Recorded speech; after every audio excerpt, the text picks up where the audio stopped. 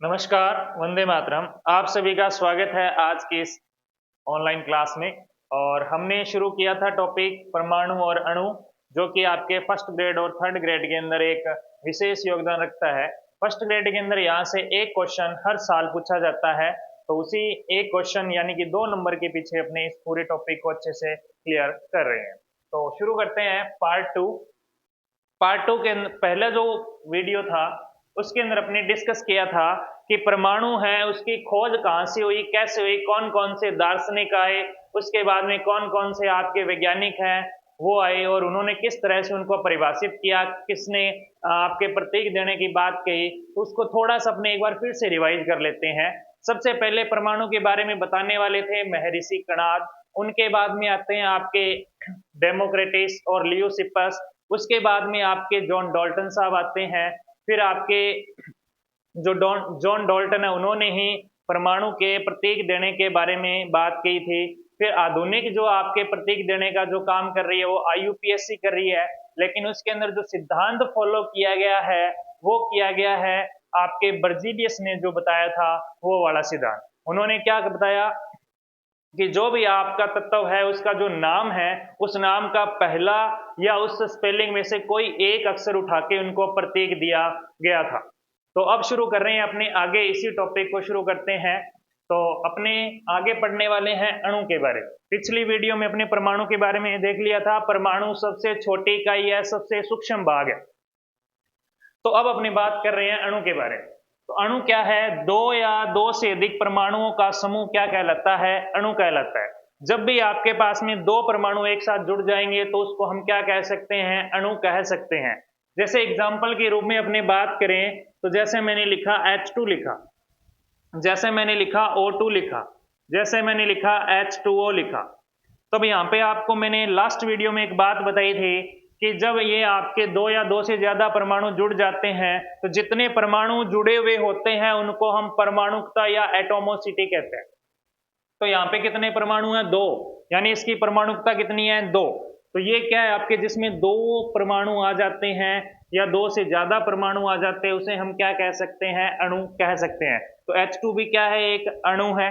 O2 भी क्या है? एक अणु है। H2O भी क्या है? एक अणु है।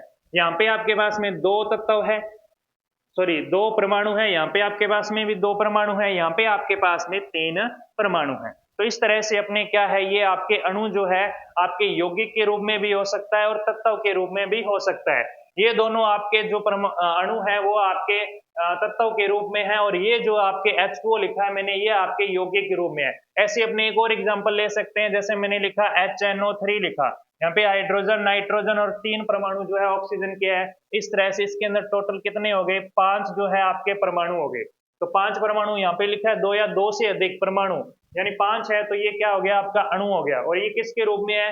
ये तत्व है या यौगिक है? तो ये यौगिक के रूप में क्या है? आपका अणु है। नेक्स्ट डेफिनेशन आपको देखने को मिलेगी यौगिक, यानी जिसको इंग्लिश में कहते हैं कंपाउंड। कंपाउंड क्या होता है? दो या दो से अधिक तत्वों का समूह यौगिक कहलाता है। यहाँ पे तो क्या कह रहे थे? परमाणुओं का समूह कह रहे थे, लेकिन यहाँ पे किसका समूह कहेंगे हम? तत्वों का समूह कहेंगे। जैसे एग्जांपल मैंने ऊपर वाले ले रखे हैं, इन्हीं से अपने समझना चाहे तो यहाँ पे जो H2 है वो क्या है? आपका तत्व है।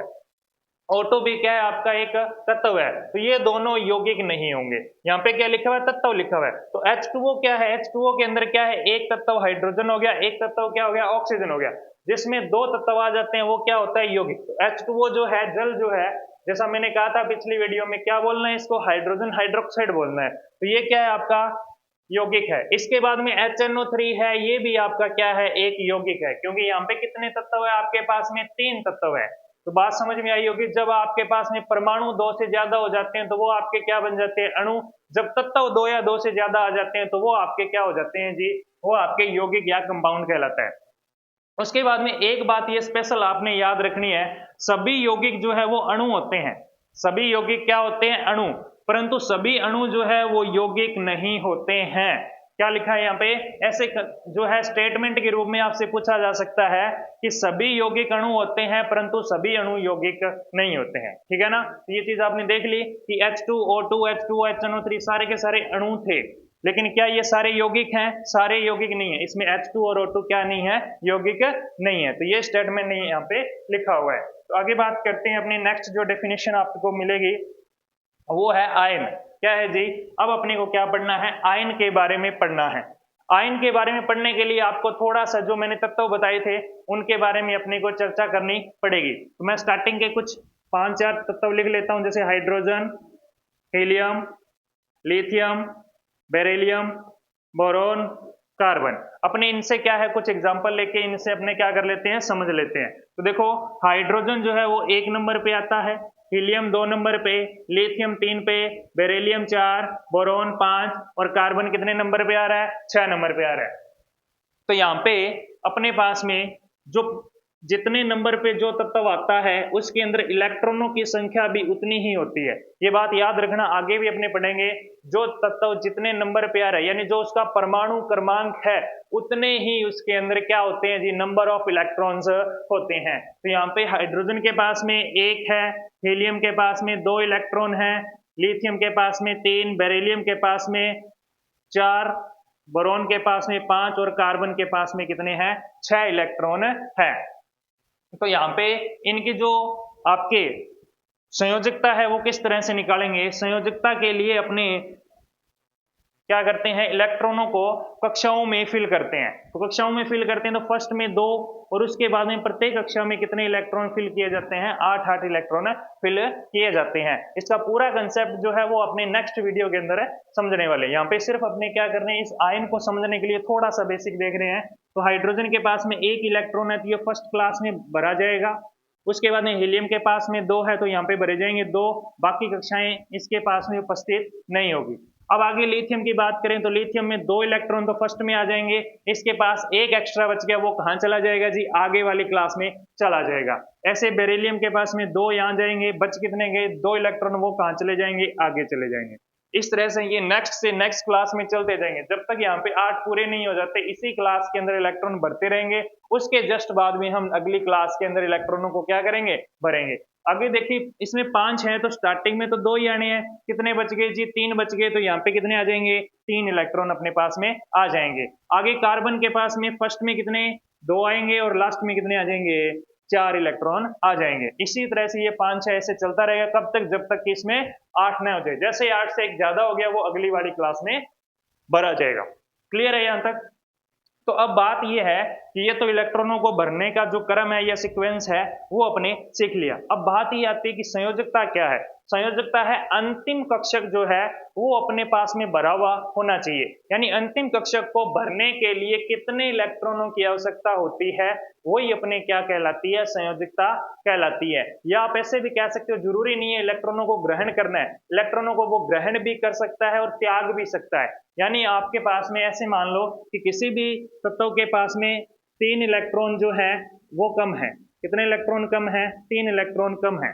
जैसे अपने बेरिलियम की या बेरिलियम जो है उसका एग्जांपल लेते हैं। इसके पास में यहाँ पे कितने इलेक्ट्रॉन है? 2। कितने कम है इसके पास में? 8 पूरे करने के लिए 6 कम है। कितने कम है? 6 कम है। तो अब ये वही काम करेगा जो इसके लिए आसान है कि 2 इलेक्ट्रॉन या तो बाहर निकाल दे या 6 इलेक्ट्रॉन का जुगाड़ करे। तो 6 इलेक्ट्रॉन लाने आसान है या 2 निकालने? आपको भी 2 निकालने, तो जो काम आसान है वो करेगा, ऐसे आपने याद रखना है। तो यहाँ पे ये 2 इलेक्ट्रॉनों को बाहर निकालेगा। ऐसे ही अपने इसके बाद में अगर इस जगह पे 2 और यहाँ पे कितना आएगा? 5 आएगा। इस कंडीशन में अगर अगला जो अपने 7 नंबर पे जो नाइट्रोजन है उसके पास में 7 इलेक्ट्रॉन है, तो 2 यहाँ पे आ गए, 5 यहाँ आ गए। इस कंडीशन में क्या होगा? इसको 3 की आवश्यकता है। कितने की आवश्यकता? बोलो, 3 की आवश्यकता। अब ये क्या करेगा? 3 लेने आसान है या 5 इलेक्ट्रॉन निकालने आसान है? 3 इलेक्ट्रॉन लेने आसान है, इसलिए 3 इलेक्ट्रॉनों को क्या करेगा जी? ग्रहण करेगा। तो इस तरह से जितने इलेक्ट्रॉन वो ग्रहण करता है या त्यागता है उसे ही हम उस तत्व की क्या कहते हैं? संयोजकता कहते हैं, वैलेंसी कहते हैं। बात समझ आ गई होगी। उसी वैलेंसी से अपने क्या बनते हैं? धनायन और ऋणायन बनते हैं।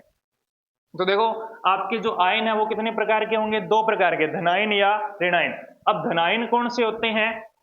जैसे सोडियम N+ लिखते हैं, सोडियम को क्या लिखते हैं? Na+ लिखते हैं। क्यों लिखते हैं? क्योंकि ये क्या कर रहा है? सोडियम के पास में 11 इलेक्ट्रॉन है, तो इसका अगर इलेक्ट्रॉनिक विन्यास बनाए तो कैसे लिखेंगे? 2 8 1 लिखेंगे।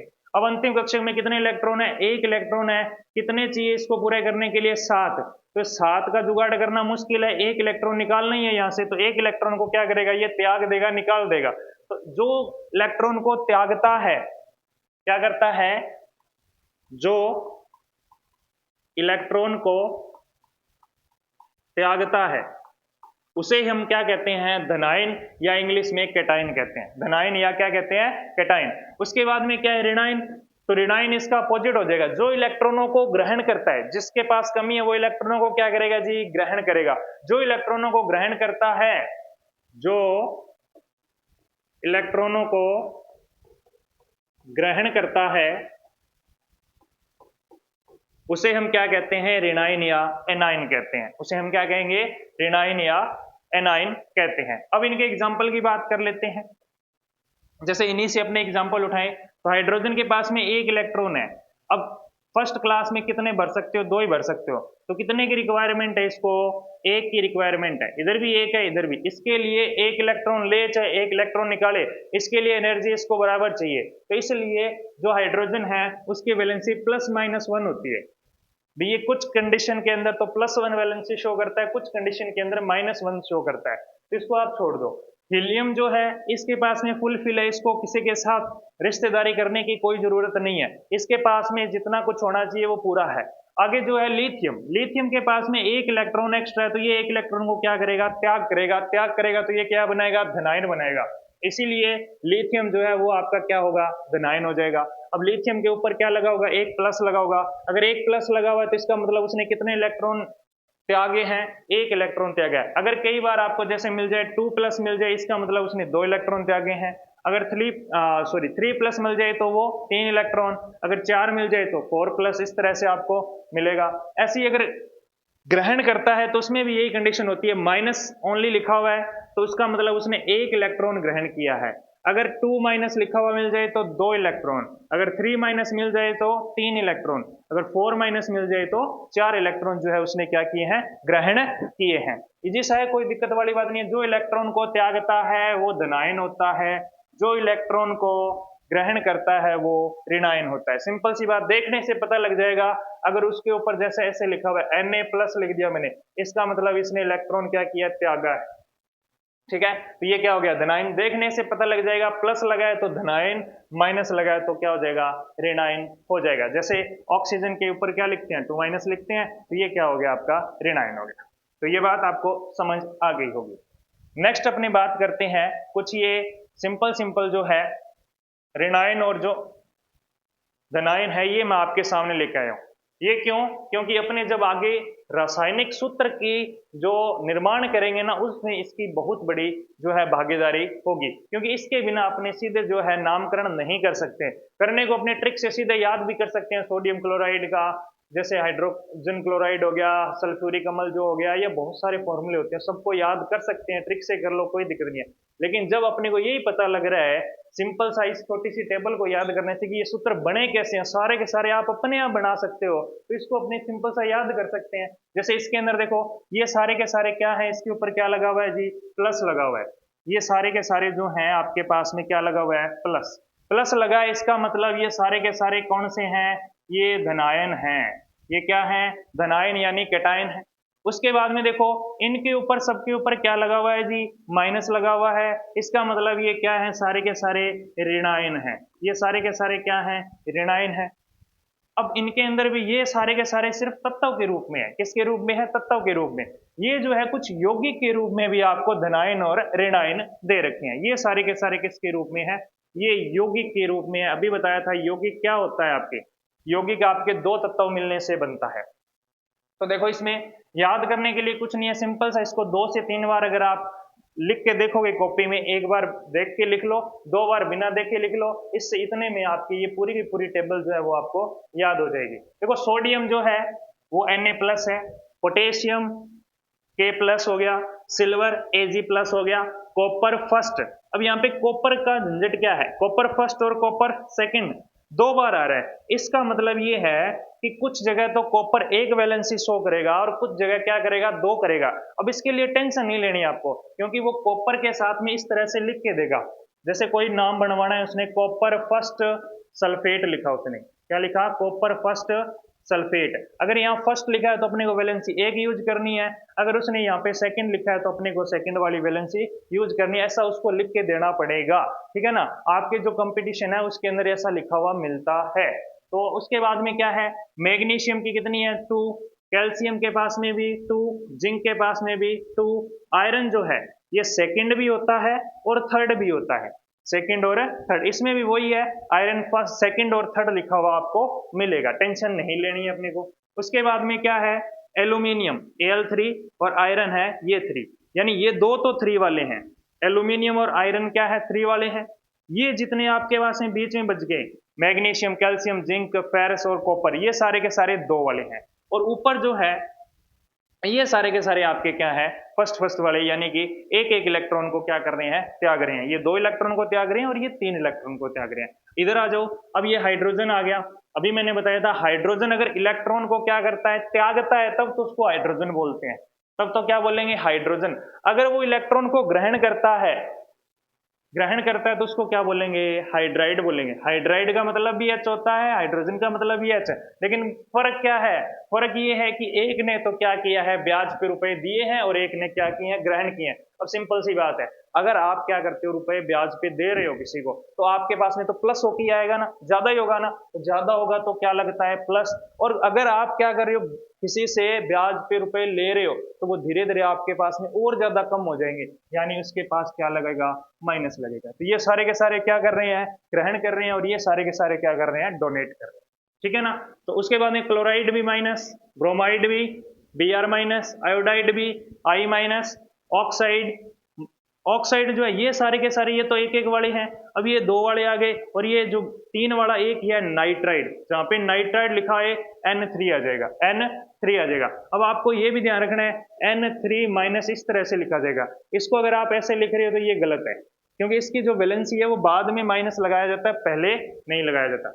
उसके बाद देखो, ये कुछ आपके परमाणु जो है आपके बहु परमाणु के रूप में या अणु के रूप में कह लो या यौगिक के रूप में कह लो, जैसे अमोनियम जो है, अमोनियम जब भी आए आपने फॉर्मूला यूज करना है NH4+, क्या यूज करना है, NH4+। उसके बाद में हाइड्रोक्साइड, क्या है जी, हाइड्रोक्साइड में क्या होगा, OH-, क्या होगा जी, OH-। उसके बाद में नाइट्रेट, क्या है, नाइट्रेट NO3-। इधर तो था नाइट्राइड, यहाँ पे है नाइट्रेट, ठीक है ना, कंफ्यूज मत होना। आगे है आपके पास में हाइड्रोजन कार्बोनेट, ये एक ही नाम है, तो इसके लिए HCO3 आपने यूज करना है, क्या यूज करना है, HCO3। फिर है कार्बोनेट, इसके लिए CO3 2-। जितनों के लास्ट में नेट लगा हुआ है ना, सिंपल सा फंडा है, जिनके लास्ट में नेट लगा हुआ है ना, उनकी सबकी वैलेंसी 2- होती है, क्या होती है, 2- होती है। आगे सल्फाइट का कितना है, इसका भी 2 है, सल्फेट इसका भी कितना है, 2 है। इन दोनों में भी देखो, सल्फाइट है तो SO3 है, सल्फेट है तो SO4 है। उसके बाद है फास्फेट में भी कितना है, 3 है, फास्फेट में भी कितना है, 3 है। याद रख सकते हैं, कोई दिक्कत वाली बात नहीं है, टेबल को आप आसानी से बना सकते हो, एक बार देख के बना लो, 2 बार बिना देखे बना लो, इतने में ये याद हो जाएंगे। अब अगर मन में आ जाए तो याद करना कोई मुश्किल बात नहीं है, लेकिन बात यह है कि हम उसके लिए तैयार हैं या नहीं है ना।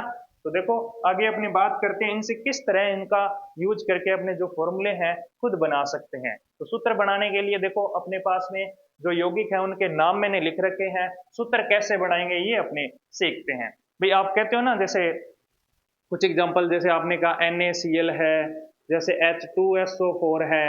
अब आप कहोगे कईयों में तो ये 1 ही चल रहा है, कईयों में 2 आ जाता है, कहीं 4 आ जाता है, कहीं 3 आ जाता है, ये कैसे है, क्या फंडा है इसका। तो वही चीज अपने को यहाँ से क्या करनी है, क्लियर करनी है। तो देखो सबसे पहला जो फॉर्मूला अपने को बनाना है वो किसका बनाना है, हाइड्रोजन क्लोराइड का।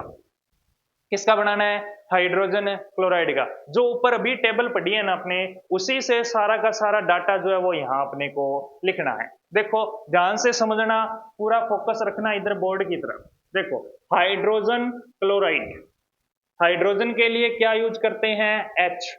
अभी देखा था आपने, हाइड्रोजन का सिंबल क्या था, H। क्लोराइड के लिए क्या था, Cl था, ठीक है। हाइड्रोजन की वैलेंसी कितनी थी, आपने देखा था ना, कईयों के ऊपर प्लस लगा हुआ था, कईयों पे 2 प्लस था, कईयों पे 3 प्लस था, कईयों पे माइनस था, कईयों पे 2 माइनस था, कईयों पे 3 माइनस था। तो वही चीज पूछ रहा हूं, अब आपने प्लस माइनस नहीं लगाने, सिर्फ ये नंबर जो है ना वो लगाने। सीधा प्लस था तो उसको 1 मानना है, सीधा माइनस था तो उसको 1 मानना है। चलो अपने करते हैं सरल यौगिकों के सूत्र कैसे बनाए जाते हैं। सबसे पहले अपने हाइड्रोजन क्लोराइड। तो हाइड्रोजन क्लोराइड अपने अभी पढ़ा था, हाइड्रोजन जो है उसको क्या लिखते हैं H, और क्लोराइड के लिए क्या सिंबल यूज करते हैं Cl। अब इनके नीचे क्या लिखनी है, इनकी वैलेंसी लिखनी है। अभी आपको सिखाई थी संयोजकता, हाइड्रोजन की कितनी थी 1, और क्लोरीन की भी कितनी है 1। अब क्या करना है, आपने इनका क्रॉस मल्टीप्लाई करना है। क्या करना है, क्रॉस मल्टीप्लाई। क्रॉस करने के बाद में कुछ नहीं करना, सिंपल सा बस लिख देना है अपने को। हाइड्रोजन कितनी बार है 1 बार, क्लोरीन कितनी बार है 1 बार। यहाँ पे जितना नंबर होगा वो वैसे का वैसे लिखना है। तो HCl, तो ये HCl किसका फॉर्मूला बन गया, हाइड्रोजन है क्लोराइड का। नेक्स्ट देखो सोडियम क्लोराइड है। पहले अपने सोडियम, सोडियम का सिंबल Na, क्लोराइड क्या होता है Cl। अभी अपने पढ़ा था सोडियम किस में आ रहा था, प्लस लिखा था यानी 1, Cl क्या था -1 था, तो यहाँ 1 आ गया। क्या करना है, क्रॉस मल्टीप्लाई कर दो, सिंपल कर दिया। अब Na भी 1 है और Cl भी 1 है, तो सिंपल लिख दो NaCl। ठीक है। नेक्स्ट है सोडियम हाइड्रोक्साइड। इसमें क्या करना है, सोडियम के लिए अभी देखा अपने क्या है Na, हाइड्रोक्साइड में क्या है OH। Na के लिए वैलेंसी 1, हाइड्रोक्साइड की भी कितनी है 1, तो क्रॉस कर दो सिंपल, क्या बन गया NaOH, यानी सोडियम हाइड्रोक्साइड। नेक्स्ट है अपने पास में पोटेशियम हाइड्रोक्साइड। तो इसमें क्या होगा, पोटेशियम के लिए क्या आता है K, हाइड्रोक्साइड के लिए क्या आता है OH। ठीक है, पोटेशियम की वैलेंसी कितनी है 1, और हाइड्रोक्साइड की भी कितनी है 1 है, हाइड्रोक्साइड की भी कितनी है 1 है, तो यहां लिख दो 1। अब कर दो क्रॉस मल्टीप्लाई, तो क्या बन गया KOH, ये हो गया। नेक्स्ट है कैल्शियम हाइड्रोक्साइड। कैल्शियम का सिंबल Ca, हाइड्रोक्साइड के लिए क्या यूज करते हैं OH यूज करते हैं। कैल्शियम जो है इसकी वैलेंसी अभी अपने देखी थी, कितनी थी 2, हाइड्रोक्साइड की कितनी होती है 1। अब कुछ नहीं, सिंपल अपने क्या करना है, क्रॉस करना है। Ca कितनी बार 1 बार, तो लिख दो। अब OH जो है इसको अगर जब आपके 2 तत्व आ जाते हैं तो उसको क्या करना है, आपने ब्रैकेट में बंद करना है। उसके बाद में देखो लिख दो OH, और ये कितनी बार है 2 बार, तो ब्रैकेट लगा के इसके क्या लगा दो 2। इस तरह से ये कैल्शियम हाइड्रोक्साइड का क्या बन गया, फॉर्मूला बन गया। नेक्स्ट है हाइड्रोजन सल्फाइड। हाइड्रोजन के लिए H, सल्फाइड के लिए S आएगा। दोनों की वैलेंसी कितनी 1 1, तो सॉरी S जो है सल्फाइड, इसकी वैलेंसी होती है 2, कितनी होती है 2। करो क्रॉस मल्टीप्लाई, क्या आएगा H2S, यानी H कितनी बार 2 बार, S कितना है 1, तो H2S। तो इस तरह से ये फॉर्मूले जो है वो आपके बनाए जाते हैं। यानी कुछ नहीं है, सिंपल से इनके सिंबल लिखो, सिंबल के नीचे इनकी वैलेंसी, फिर कर दो क्रॉस मल्टीप्लाई। इस तरह से आप इनको लिखोगे तो ये आपके क्या बन जाएंगे, सरल यौगिकों के जो रासायनिक सूत्र है वो आप आसानी से कर सकते हो। इनको रटने की जरूरत नहीं है। आपको अभी एक टेबल बताई थी मैंने छोटी सी, बस वो टेबल याद कर लीजिए, उसके बाद अपने आप ये सेकंडों के अंदर आप ये फॉर्मूले बना सकते हो। इसके लिए आपने 2-3 बार प्रैक्टिस करनी है, उसके बाद आप आसानी से माइंड के अंदर भी डायरेक्ट आप फॉर्मूला बना सकते हो। तो करते हैं नेक्स्ट अपने, नेक्स्ट है अपने पास में परमाणु भार। क्या पढ़ना है, परमाणु भार को पढ़ना है। परमाणु भार क्या होता है, जैसा कि लिख रखा है परमाणु भार को A से लिखते हैं Z+N। अब सिंपल अपने पास में परमाणु जो है उसकी स्ट्रक्चर कुछ इस तरह से होती है। मान लो ये परमाणु है, मैंने थोड़ा जूम करके दिखा दिया, वैसे तो आपको बताया था बहुत छोटा होता है ये। और इसके अंदर क्या होता है जी, बीच के अंदर होता है नाभिक। अभी तक ये अपने जो खोज है वो आगे पढ़ेंगे, किसने की थी कैसे की थी वो सारी चीजें। तो ये नाभिक है, नाभिक में क्या होता है, प्रोटॉन और न्यूट्रॉन रहता है, और इसके चारों ओर इस तरह से क्या बनी होती है, कक्षाएं होती है, और इनमें कौन चक्कर लगाता है, इलेक्ट्रॉन चक्कर लगाता है। ये चीज आप जानते हैं। अब यहाँ पे जो आपके परमाणु भार जो है वो किसके बराबर होता है, आपके Z+N। ये तो क्या हो गया, आपके परमाणु भार हो गया। क्या हो गया, परमाणु भार। ये किसके बराबर होता है, ये बराबर होता है Z। Z क्या है, आपके परमाणु क्रमांक। क्या है, परमाणु क्रमांक, प्लस N क्या है, न्यूट्रॉनों की संख्या। N क्या है, न्यूट्रॉनों की संख्या, न्यूट्रॉनों की संख्या। ठीक है। अब यहाँ पे आपके पास में क्या है कि ये परमाणु भार जो है वो परमाणु क्रमांक और न्यूट्रॉनों की संख्या के योग के क्या होता है, बराबर होता है। आपको मैंने बताया था जैसे हाइड्रोजन, हीलियम, लिथियम, बेरिलियम, इस तरह से सीरीज से अपने याद किए थे। ये 1 नंबर पे, 2 नंबर पे, 3 पे, 4 पे, ये जो क्रमांक लगा रहे हैं ये इसका परमाणु क्रमांक है। तो इसी तरह से अपने परमाणु भार जो है वो अपने कैलकुलेट कर सकते हैं। आपको सिंपल सा तरीका बता देता हूँ, आपको तत्व क्रम से याद है तो आप उनका परमाणु भार आसानी से निकाल सकते हैं। जैसे एक एग्जांपल लिया मैंने, क्या लिखा हुआ है, 2He4 लिखा है। तो इसका ये इस तरह से कैसे लिखा हुआ है, मतलब 2He4, इसका मतलब क्या है? इसका मतलब ये है कि इसको लिखने का एक पैटर्न होता है। क्या होता है? पैटर्न तरीका है जिसके अंदर क्या किया जाता है, पैरों के अंदर क्या लिखा जाता है, परमाणु क्रमांक लिखा जाता है। क्या लिखा जाता है? परमाणु क्रमांक लिखा जाता है। और ये जो है ये उस तत्व का क्या है, प्रतीक है। उस तत्व का क्या लिखा जाता है जी, प्रतीक लिखा जाता है। ये बीच के अंदर क्या है, प्रतीक। और जो इसके सिर के ऊपर लिखा हुआ है ये इसका क्या है, परमाणु भार। सिंपल सा याद रख सकते हो, सिर पे क्या रखा हुआ है, भार रखा हुआ है। तो हीलियम क्या है, प्रतीक है, पैरों में क्या है, परमाणु क्रमांक है, और सिर पे क्या है, भार है। सिंपल सी बात ये है कि हीलियम के सिर पे क्या है, परमाणु भार है। तो क्लियर हो गया होगा ये क्या है, आपके परमाणु भार है। तो इन परमाणु भार जो है क्या होता है, आपके Z+N होता है, ये तो पता लग गया। अब तत्वों के परमाणु भार अपने ज्ञात कैसे करते हैं, तो इसके लिए कुछ नहीं है, सिंपल सा आपको परमाणु क्रमांक पता होना चाहिए, आप सबका बना सकते हैं। जैसे आपके पास में हाइड्रोजन है, helium, lithium, beryllium, boron, carbon, nitrogen, oxygen. अब ये तो क्या हो गया आपके तत्व।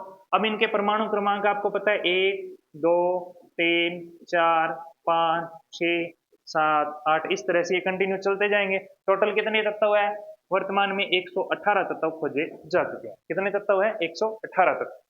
अब यहाँ पे जो है इनके जो परमाणु क्रमांक है इन्हीं से अपने परमाणु द्रव्यमान बना सकते हैं। इसके लिए आपको क्या करना है, सिंपल से दो छोटे छोटे रूल याद रखने हैं। दो छोटे छोटे आपने क्या करने हैं, रूल याद करने हैं। फर्स्ट क्या है कि अगर आपका परमाणु क्रमांक जो है, परमाणु क्रमांक जो है वो क्या हो सकता है, सम हो सकता है, तो या फिर वो क्या होगा, विषम होगा। या तो वो क्या होगा, सम, या वो क्या होगा, विषम। अगर सम है तो आपने क्या करना है, 2Z करना है। 2Z का मतलब दुगना करना है परमाणु क्रमांक का। और दूसरा क्या याद रखना है आपने, दूसरा याद रखना है कि अगर वो परमाणु जो आपका क्रमांक है, क्या है जी, परमाणु क्रमांक जो है यानी कि जो Z है वो क्या है आपका, विषम है। क्या है, विषम है। तो उस कंडीशन में आपने क्या करना है, 2Z+1 करना है, यानी उसका दुगुना करके एक जोड़ना है। दुगुना करके एक जोड़ना है। जब सम है दुगना कर दो सीधा, विषम है तो दुगना करके एक जोड़ दो। जैसे अभी अपने करके देखते हैं कैसे करना है। देखो हाइड्रोजन एक क्या है, सम है या विषम है, क्या है, सम है या विषम है, आप कहोगे विषम है। तो इसका अगर इस सिस्टम से देखें तो क्या बनेगा, विषम है तो आप क्या करोगे, 2 गुणा 1+1 कितना बनेगा, 3 बनेगा। लेकिन इसका 3 नहीं होता है, ये एक क्या, हाइड्रोजन क्या है आपके, अपवाद है। हाइड्रोजन क्या है, अपवाद है। आप कहोगे अपवाद क्या होता है, अपवाद वही होता है कि जैसे परिवार में सारे सदस्य वो एक रूल बना है उसको फॉलो कर रहे हैं और एक जो है वो अलग ही रहता है ना। जैसे कहते हैं ना इसके ढाई चावल अलग ही है, वो वाली बात है, ठीक है ना। तो ये अपवाद का मतलब है सारे सबके ऊपर रूल फॉलो हो रहे हैं लेकिन उसके ऊपर रूल फॉलो नहीं हो रहे हैं। तो ये क्या है, अपवाद, इसको अलग पढ़ा रहने दो। इसका जो क्रमांक है सीधा याद रख लो, 1 होता है। इसका परमाणु भार कितना होता है, 1। उसके बाद है हीलियम। हीलियम क्या है आपके, सम है। सम है तो दुगना कर दो, 2 गुणा 2 कितना हो गया, 4 आ गया, ठीक है। उसके बाद लिथियम। लिथियम क्या है आपके, विषम। तो क्या करोगे, 2 गुणा 3+1, विषम है तो दुगना करके एक जोड़ना है, तो कितना आ जाएगा, 7। उसके बाद है बेरिलियम। क्या है, सम है। सम है तो सीधा डबल कर दो, डबल करते ही कितना आ जाएगा, 4 है, सॉरी यहाँ पे 4 है तो ये आ जाएगा 8। उसके बाद में बोरॉन, विषम आ गया तो वही कंडीशन, दुगना करना है और एक जोड़ देना है। इस तरह से कार्बन का भी बना सकते हो, 2 गुणा 6 कितना आ जाएगा, 12 आ जाएगा। नाइट्रोजन का करोगे कितना आएगा, 2 गुणा 7+1 कितना आ जाएगा, 15। इस तरह से आप सभी तत्वों के क्या निकाल सकते हो, परमाणु भार जो है वो निकाल सकते हो। अब आप कहोगे परमाणु भार है तो इसके आगे कुछ ना कुछ मात्रक तो लगाओ। क्या लगाओ, मात्रक। जैसे चीनी है वो सीधा 1 चीनी 2 चीनी का कोई मतलब ही नहीं है, अपने पिछले वीडियो में देखा था। इसके आगे क्या लगाना पड़ता है, किलोग्राम, तभी तो मतलब बनेगा। या क्या लिख दो, ग्राम लिख दो तो भी समझ आता है, सीधा 1 2 चीनी का कोई मतलब नहीं। तो वैसे इसका भी कोई ना कोई मात्रक तो होगा जी, बिल्कुल होगा। क्या है मात्रक, देखो नेक्स्ट अपना वही है परमाणु द्रव्यमान मात्रक। परमाणु द्रव्यमान मात्रक, देखो अपने अभी पढ़ा परमाणु जो है बहुत छोटा होता है, जिसकी त्रिज्या जो है 10⁻⁹ नैनोमीटर की रेंज की होती है ना। तो नैनोमीटर रेंज की होती है तो बहुत छोटा है, बाहर बहुत कम होगा, किलो में तो माप ही नहीं सकते इसको। तो इसलिए क्या है अपने परमाणु जो मात्रक, परमाणु द्रव्यमान मात्रक जो है ये अलग से आपके डिराइव किया गया। परमाणु द्रव्यमान मात्रक जिसको AMU भी लिखते हैं या U से भी लिख देते हैं। अब इसको कैसे माना गया, इसके लिए क्या किया गया, कार्बन 12, इसका मतलब ये है कि 12 जो द्रव्यमान वाला कार्बन है उसका 12वां हिस्सा जो है वो एक AMU के बराबर माना गया। परिभाषा क्या बोलोगे, कार्बन 12 के द्रव्यमान का 12वां हिस्सा या 12वां भाग जो है वो क्या है आपके एक AMU को इंडिकेट करता है। तो बात समझ आ गई कि कार्बन 12 का 12वां हिस्सा जो है वो किसको इंडिकेट करता है, एक एटॉमिक मास यूनिट को, यानी 1 AMU। AMU भी लिख सकते हो और वर्तमान में सीधा U भी लिखा हुआ मिलता है, U फॉर यूनिफाइड मास, जो कि AMU का ही परिवर्तित रूप है, उसे कोई छोटा करके लिखा गया है। तो ये दिया किसने, ये आपको बताई थी एक संस्था IUPAC। क्या है IUPAC, क्या है जी IUPAC। इसका पूरा नाम आप कमेंट बॉक्स में लिखिए, मैंने 2-3 बार आपको पिछली वीडियो में बताया है, तो आप कमेंट बॉक्स में इसको छापिए। ठीक है, ये आ गया कार्बन 12 का 12वां हिस्सा एक AMU के क्या होता है जी, बराबर होता है। तो ये बात आपको समझ में आ गई होगी। अब नेक्स्ट जो है आपके पास में, नेक्स्ट अपने पास में है आणविक द्रव्यमान, यानी अणुओं का द्रव्यमान। देखो परमाणविक द्रव्यमान है तो परमाणु का द्रव्यमान हो जाएगा, आणविक द्रव्यमान है तो अणुओं का द्रव्यमान हो जाएगा। यहाँ पे मैंने कुछ अणु लिए हैं, जैसे हाइड्रोजन क्लोराइड है आपके पास में, सोडियम क्लोराइड है, हाइड्रोजन नाइट्रेट है, मैग्नीशियम हाइड्रोक्साइड है, कैल्शियम हाइड्रोक्साइड है, ये सारे के सारे आपके क्या कुछ मैंने क्या लिए हैं आपके सामने अणु लिए हैं। अब इनका द्रव्यमान कैसे कैलकुलेट करना है, सिंपल सा है, आपको सिंगल सिंगल का आना चाहिए। उनका परमाणु क्रमांक पता है और परमाणु क्रमांक सम है तो क्या करना है, सीधा दुगना करना है, अगर विषम है तो दुगना करके क्या कर देना है, एक जोड़ देना है। तो देखो सिंपल, सबसे पहले अपने हाइड्रोजन क्लोराइड का जो द्रव्यमान है वो कैलकुलेट करते हैं। तो हाइड्रोजन का कितना होता है, यहाँ पे एक तो H है और प्लस में किसका आएगा, Cl का आएगा, इन दोनों का द्रव्यमान लिखना है। अब हाइड्रोजन का द्रव्यमान कितना है, हाइड्रोजन जो है उसका अभी बताया एक बताया था, क्योंकि अपवाद था, वैसे तो 3 बन रहा था। अब क्लोरीन जो है इसका कितना, क्लोरीन 17 नंबर पे आता है, तो कितना होगा 34 प्लस 1 जोड़ दो कितना 35, कितना आएगा 35 आएगा। अब 35 है, लेकिन क्लोरीन के लिए भी एक आपने क्या लिखना है कि ये भी क्या है, एक अपवाद है, ये भी क्या है जी, एक अपवाद है। इसका जो द्रव्यमान होता है वो 35.5 होता है, कितना होता है 35.5, यूनिट क्या था AMU, यूनिट क्या था AMU।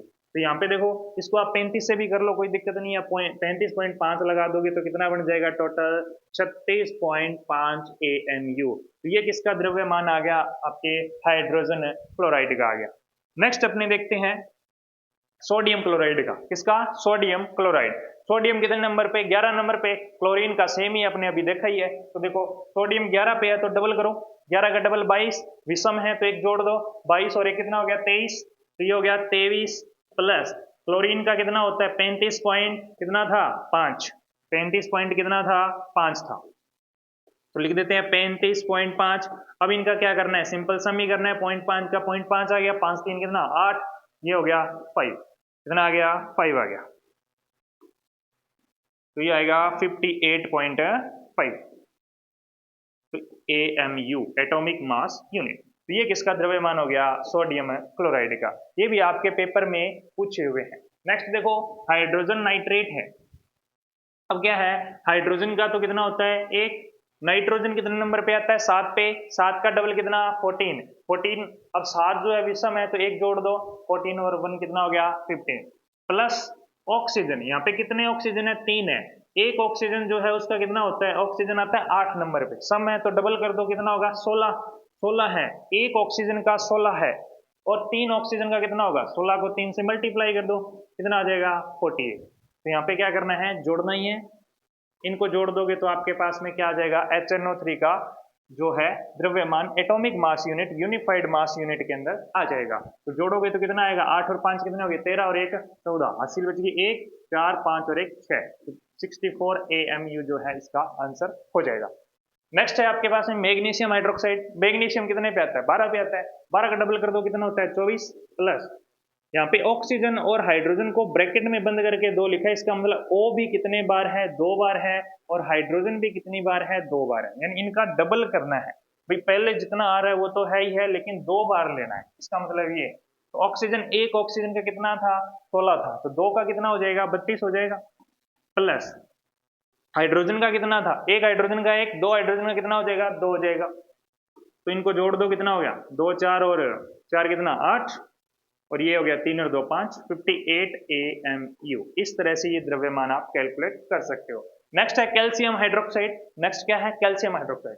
कैल्शियम जो है वो 20 नंबर पे आता है। कितने नंबर पे आता है? 20 नंबर पे। तो कैल्शियम का कितना हो गया?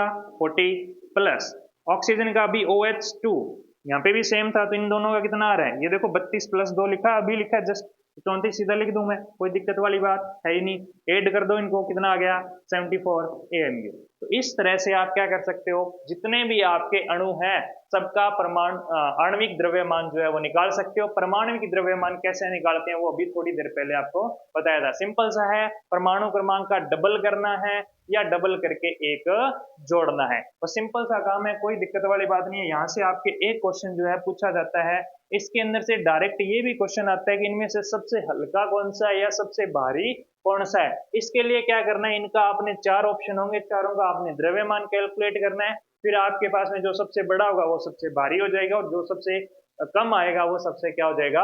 हल्का हो जाएगा। तो इस क्लास में अपने क्या किया, जो आपके परमाणु है या यौगिक है, अणु है, इनके बारे में चर्चा की थी। नेक्स्ट जो वीडियो अपना आएगा ना, उसके अंदर अपने क्या करने वाले हैं, जो आपके जितने भी तत्व होते हैं उनके जो सिंपल परमाणु संख्या वगैरह जो है उनके बारे में अपने चर्चा करेंगे। समस्थानिक क्या होता है, समभारिक क्या होता है, या परमाणु कैसे खोजा गया, कौन रदरफोर्ड मॉडल है, या जो आपके थॉमसन का मॉडल है जिसको टॉमसन का मॉडल भी कहा जाता है, बोर का मॉडल है, ये सारी चर्चाएं अपनी अगली क्लास में करेंगे। आज के लिए इतना ही, मिलते हैं नेक्स्ट वीडियो में। तब तक के लिए bye bye, take care, thank you.